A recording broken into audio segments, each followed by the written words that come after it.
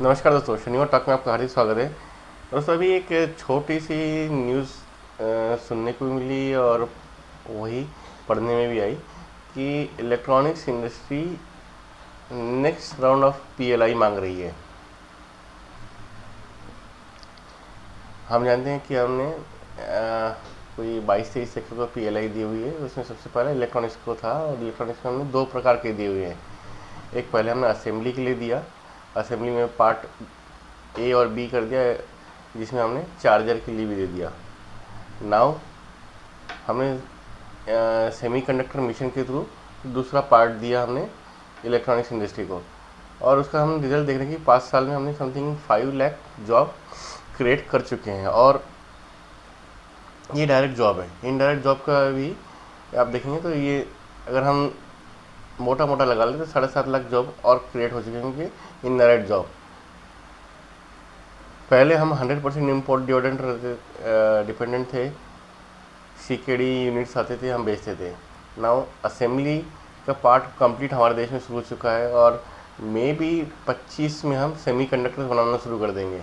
Packaging, designing complete हो जाएगी, manufacturing complete हो जाएगी। सिर्फ मेरे ख्याल से टूल्स का काम बचेगा, और रॉ मटेरियल कैसे सिक्योर करते हैं ये अभी देखने वाली बात है। मे बी गवर्नमेंट ने कर भी लिया होगा तो हमें पता नहीं है, कि उसमें जो रॉ मटेरियल चलते हैं उसका पता नहीं है अभी। बट अब जो पीएलआई मांगी गई है उसमें पीसीबी, एसएमटी इनके लिए मांगी गई है। यानी जो सब असेंबलीज़ हैं इलेक्ट्रॉनिक्स में, बहुत सी सब असेंबलीज़ होती हैं जो कॉस्टली हैं। अगर हम एक एसएमटी मशीन की बात करें तो वो करोड़ों में आती है। ऐसे नहीं कोई 5-10 हज़ार या 5-10 लाख में आने वाली छोटी सी मशीन है। तो अभी हम पीसीबी के लिए भी इंपोर्ट पे डिपेंडेंट हैं। पीसीबी के जो एडवांस पीसीबीज जो आ चुकी हैं वो हम अभी हमारे देश में बन नहीं रही हैं। पुराने ज़माने की पीसीबीज तो बन जाती है, पर न जो मेन अभी नई आ चुकी है, जो एसएमटी में बोथ साइडेड काम करती हैं, वो अभी हमारे देश में भी बन नहीं रही हैं। उसके लिए पीएलआई मांगी गई हैं। तो कहीं अपने एक न्यूज़ पढ़ी होगी कि इंडस्ट्री के चैम्बर्स अब बोल रहे हैं कि हर सेक्टर में पीएलआई दिए जाए। अगर हम जो भी मैन्युफैक्चरिंग के सब सेक्टर्स हैं, चाहे टेक्सटाइल हो, टेक्सटाइल में मेरे ख्याल से हमारे सब कंप्लीट पीएलआई आ चुकी है। मैनमेड फैब्रिक्स और टेक्निकल टेक्सटाइल दोनों पे आ चुका है। उसका हम एक्सपोर्ट में होने वाला बेनिफिट देख रहे हैं, या और भी आ चुके हैं। तो अगर आप एक चीज़ देखो, पीएलआई आने से हो क्या रहा है।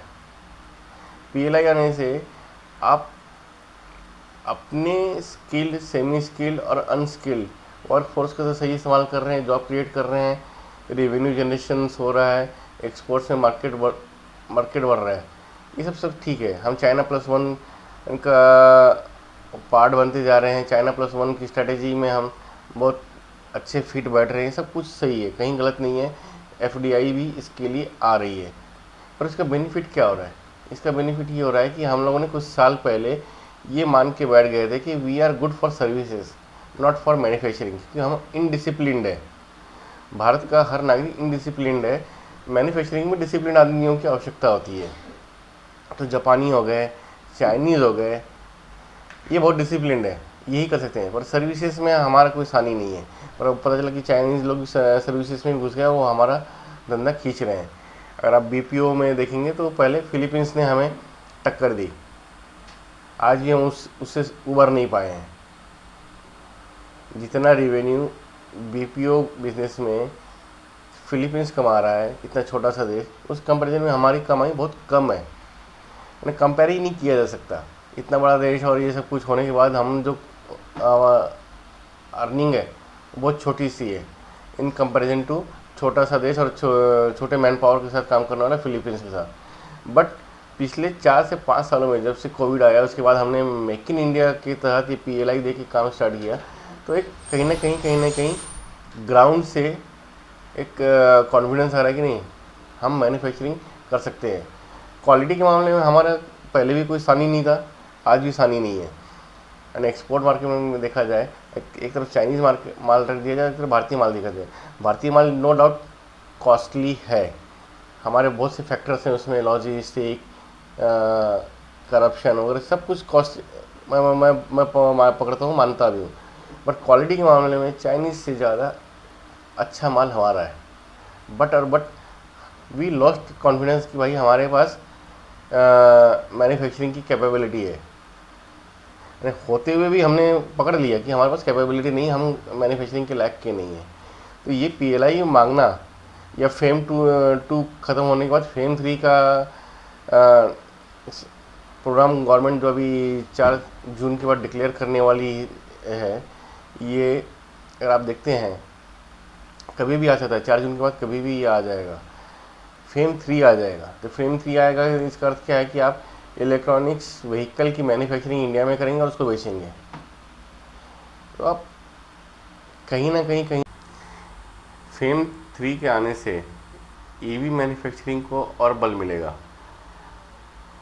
सबसे बड़ी बात क्या है, पूरी चीज़ों का निचोड़ ये है कि वातावरण अच्छा है, पैसा आ रहा है, टेक्नोलॉजी सब कुछ आ रहा है, पर नहीं था तो कॉन्फिडेंस, ये आपको कॉन्फिडेंस को बढ़ाता हुआ दिख रहा है। ये जिसके एक बार आपको कॉन्फिडेंस आएगी कि आप मैन्युफैक्चरिंग में आगे जा सकते हैं, डन है, आप आगे निकल जाओगे और इसका जो कंपाउंडिंग या मल्टीपल इफेक्ट होना है वो आपके लिए हो जाएगा। सारी बातों की एक बात, अगर इसका निचोड़ करने की बात करें सारा, तो वातावरण कंडूसिव है, अपॉर्चुनिटी है, सब कुछ है, पर सबसे ज़्यादा अच्छा फ़ायदा ये है कि हम अपॉर्चुनिटी को ग्रैब करने के लिए तैयार बैठे हैं। एक बार आपने ये अपॉर्चुनिटी ग्रैब कर लिया, भारत ने इसको एक्सप्लॉइट करना शुरू कर दिया, तो स्लोली सही बट आपका एक पूरा मैन्युफैक्चरिंग का इकोसिस्टम हर सेक्टर में बनता जाएगा, जो आने वाले समय में हमारे लिए उसी पोजीशन पे हमें लाके खड़ा करेगा जो हम 1820 में थे। 1820 में हम वर्ल्ड ट्रेड का 35% कवर या 35% कवर करते थे, या 35% का मार्केट शेयर हमारा वर्ल्ड ट्रेड में था, जो अंग्रेज़ों ने ख़त्म किया। तो आज हम 2% पे हैं। गोइंग फॉरवर्ड अगर हम 25 या 30% भी पहुंच गए तो कितनी इनॉर्मस वेल्थ क्रिएट होगी और अपॉर्चुनिटीज़ कितनी होगी जॉब के लिए, वो आप सोच लीजिए। तो दोस्तों आज हम यहीं रुकेंगे, शनिवार टॉक आप हम यहीं ख़त्म करते हैं। अगले शनिवार टॉक में आपसे फिर से मिलते हैं किसी नए टॉपिक पे, तब तक के लिए धन्यवाद।